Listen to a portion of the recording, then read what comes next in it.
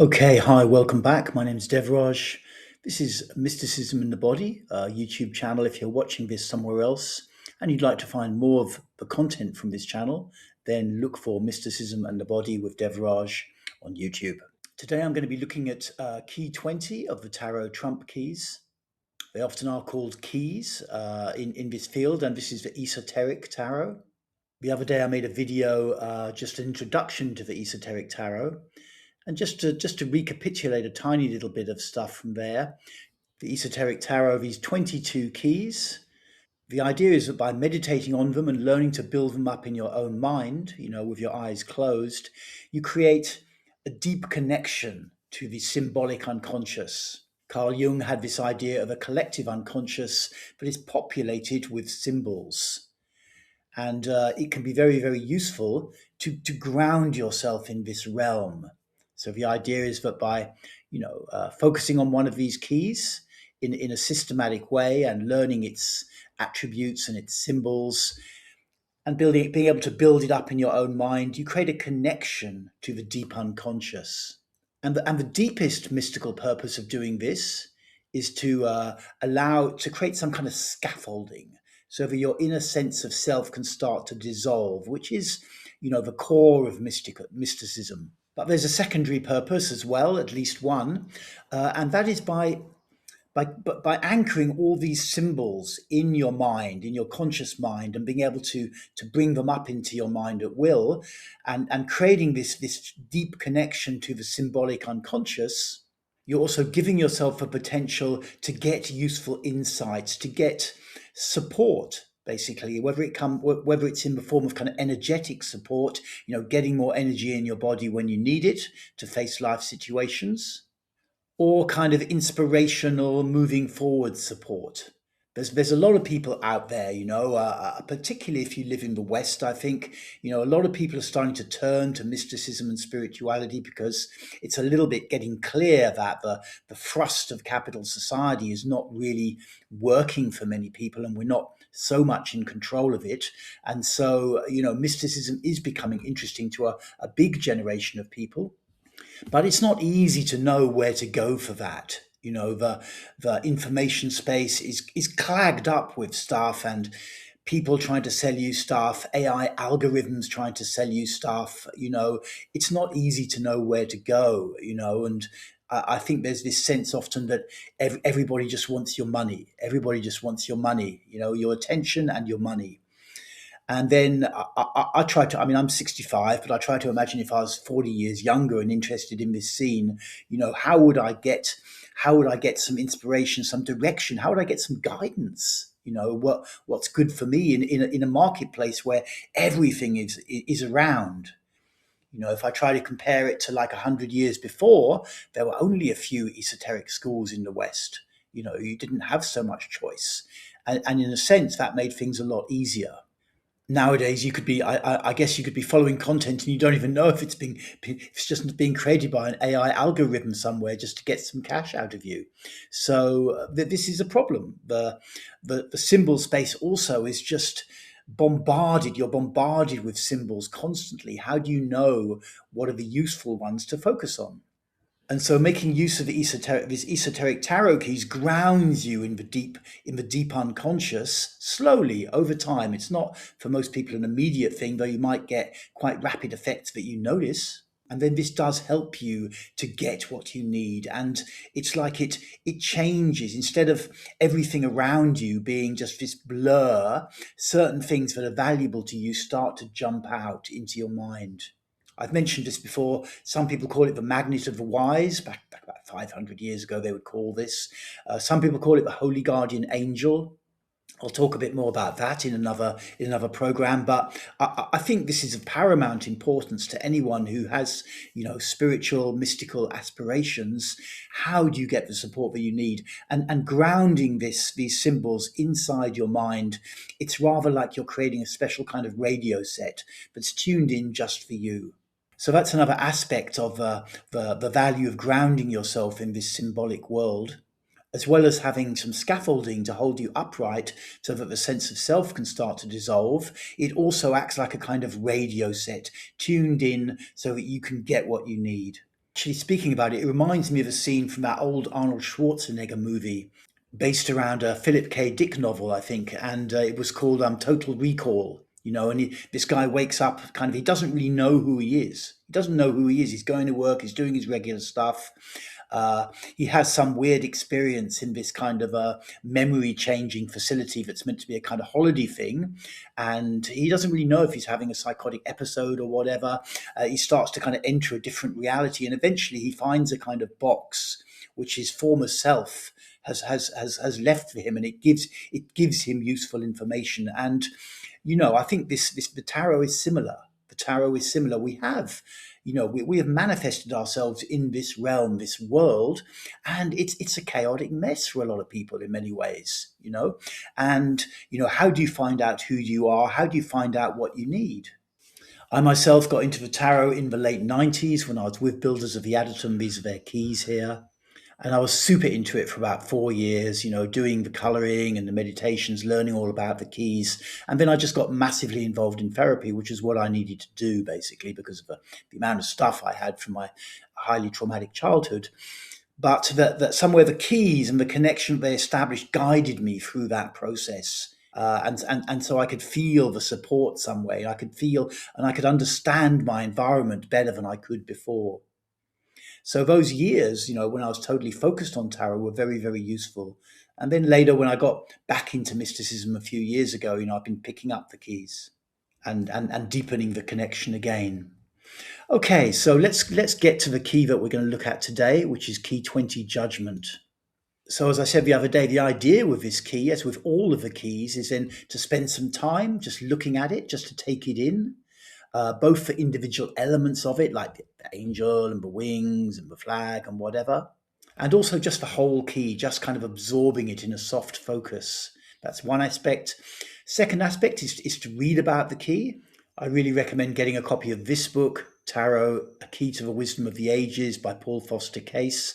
What you need from the written part is like some list of the kind of the symbols involved in the key and the attributes of the key. We'll look at that in a little bit, but you need that stuff. And this is the best book for that. And then thirdly, you start to try and practice building up the key in your own mind, either looking at it first, then closing your eyes and building it up, or when you feel a bit, that's like kind of like with stabilizers when you're a kid, or when you feel ready, just randomly building it up in your mind with your eyes closed, or if you feel like it, with your eyes open, just trying to build it up in your mind. But here, what I'm going to do is just go through, without a lot of preparation, some stuff I understand about this key as well. It's a super interesting key. Let's start with some of the attributes of this key. The attributes of this key, those are the things that it's connected to, which is the Hebrew letter Shin, 21st letter of the Hebrew alphabet, usually written SH in English. And this is to do with teeth, the teeth of the mouth, and grinding motion. The number is 20. If we look at this key on the Western esoteric tree of life, then we'd find it here, between Malkut and Hod. Here it is, judgment, so it's placed there. If we were to look on the cube of space, and in the cube you imagine yourself seated here looking kind of forwards, that's called east symbolically. And then judgment we find here, basically, running from north to south, passing through the center of the cube. With the cube of space, the Hebrew letters and thus the tarot keys assigned to them are placed in accordance with the idea of there being three types. If you're into the Hebrew alphabet, then the mothers, the singles or elementals, and the doubles. Shin is one of the mothers, so it's placed on one of these axes. It's placed on the north to south axis. Okay, let's get back to the key. So another kind of astrological alchemical attribute is fire with this key. Now let's look at the key itself and some of the symbology. So it's a kind of curious scene, I think. This word judgment doesn't really fit with what's going on so much. I don't think you would think of judgment. You might think of a courtroom, someone judging you, pointing at you, this kind of thing. Instead, we've got an angel up here blowing a trumpet, and three figures naked are emerging from boxes, coffins apparently, and they're grey, though their hair is coloured. There's some icy kind of mountains in the background and some water here. So it's a bit of a curious kind of scene. And essentially, what this key is about is awakening as a kind of mystical experience. The idea that, you may have read of people having a Kundalini experience. Energy woke up in their body and it kind of it awoke them to a much deeper reality. Perhaps they had a phase of a non-dual experience for an hour or two or something like that. And why the word judgment relates to that is because a judgment comes at the end of a period of deliberation. So deliberation is to think. You've been thinking and thinking and thinking about something, and at some point there's a judgment, which is like the end of thinking. So it's not to suggest the end of all thinking, but it represents the end of a phase of very kind of intellectual, egocentric thinking. There's this judgment, and you wake up, and that's represented. These three figures, although they look a bit kind of like something out of a horror movie, coming out of coffins and being grey. Actually, that's not what it's about. They're emerging from the kind of prison of three-dimensional time-bound existence. So they've been in their coffin and they're emerging from the coffin, in this kind of adoration. In fact, it really, I mean, it's not really an L, but their arm shapes are meant to represent LVX, which is the Latin word for light, which is meant to be an L. That's kind of a V, and that's an X there. Their skin is grey because in esoteric studies, the grey represents the harmonization of opposite poles, represented traditionally by black and white. So this idea of being born in a very dualistic world, going into the dualism of it and integrating all of that is often symbolized by grey, and it's a very positive thing. We'll see that in other keys as we go along, quite a few of the other keys. So they're awakening from this prison of three-dimensional space-time. That's the idea here, in a posture of adoration. So they're really coming out of time. And really what they're coming into is a much deeper sense of now. We live in this world where if you've got a hardened kind of intellectual self, you have a very clear sense of what's in the past and a very kind of certain ideas about what the future will look like. And the sense of now often is very, very small. It's almost just like a kind of nod to the existence of past and future, in a way, that there is a little now as well. But when you have this awakening experience and you come out of this prison, basically these coffins, then the now expands. And the now expands to the point where you still have access to the concept of the past and the idea of a future, but that access is no longer a prison. You're not imprisoned in the idea of linear time, essentially. That's what's being represented. Let's take a look at the angel here. This is Angel Gabriel, I believe, who's a watery character, a watery figure. This ring of cloud traditionally represents like a barrier between a different domain. Some people in esoteric studies would call it the astral domain. It's like a barrier between the astral domain. So when you see clouds in the keys, often they kind of represent the thing behind the cloud, or in this case, inside the ring of cloud, is coming from a different dimension. Just as an aside, I don't think it's, in traditional kind of 20th century and 19th century spirituality, there was a lot of talk about the astral and the lower astral and the higher astral and the mental and all of this stuff. And I would have some caution with this, in the sense that don't overly harden the egoic perspective. So I don't recommend people to get super involved in the astral. You need to get a bit involved in it and path working and stuff maybe, but not to get super involved, because it can tend to reinforce your own sense of self and make it a bit like the prison here. You stay in the coffins, when obviously what you can stay in the coffins and learn all about the different realms and the angels and all of this kind of hierarchy of God or whatever, or you can come out of the coffins. And if you come out of the coffins, and wake up, then you're going to have to drop a lot of that stuff anyway. So, that's just a word there about this kind of getting too rational about the higher dimensions and locking it all up too much. Okay, so the angel is blowing the trumpet, and the trumpet, you'll see Book of Revelation, which I also look at a bit on this channel. There's a lot of trumpet blowing, angels blowing trumpets, signifying something which must come to pass. I'm actually not sure what this red cross is about, possibly something alchemical. You've got sort of 7 rays coming from the trumpet. Looks like you've got 12 kind of lightning flashes, 12 usually associated with astrology in the sense of the idea of there are 12 phases of something, which need often to be integrated in some ways.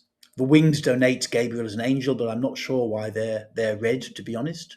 But this hopefully gives you a basic grounding of what this key is about. Like I say, it's really a key of awakening an expanding sense of now and coming out of the prison of sort of overly rational consciousness. On this tableau of tarot, it's placed right down here. And these are kind of these. Each row is the idea with each row is that it's a process in seven phases, And this lower row process, kind of, you have the devil here, which is like overtly dualistic consciousness. You have awakenings, another awakening key here, the tower. You can have a look at him. Lightning strikes the tower. This is a sort of spiritual or physical ego, intellectual ego. The tower gets struck by lightning. The crown, the arrogance comes off. Conscious and unconscious mind fall down. So it's related to this key awakening out of the prison of the kind of rational mind. The star, I had a look at the star in the series on Liber Owl. You can check that. We'll be going back into that.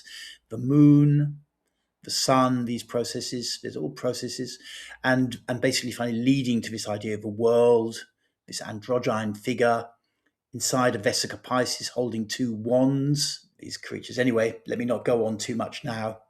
Sometimes I get so excited, I kind of I go a bit too far, and I struggle to give the right amount of information for someone seeing this, for early on for the first time. I have to get a bit more kind of a bit more control over the tuning of my own tarot radio set, really. But I think that's enough, really, about this key and about the symbols in it, about the attributes of it. Like I say, the way to work with it initially is to simply look at it, take it in, read about it, and practice building it up in your own mind. Before completing this video, if you're interested to go on a journey with tarot, with this Bota Tarot, then I really recommend my book, Opening the Body with the Cube of Space. You can see it here, you can find it on Amazon. There are 22 modules of content that you go through with physical exercises, working with the keys, and with kind of esoteric understandings of what's going on in all of this. Good bit of a Liber Owl symbolism on the front cover here. Okay, cool. Thank you for tuning in. Do feel free to subscribe to this channel, and I'll see you again soon for some more mysticism in the body. This is me, Devraj. See you soon.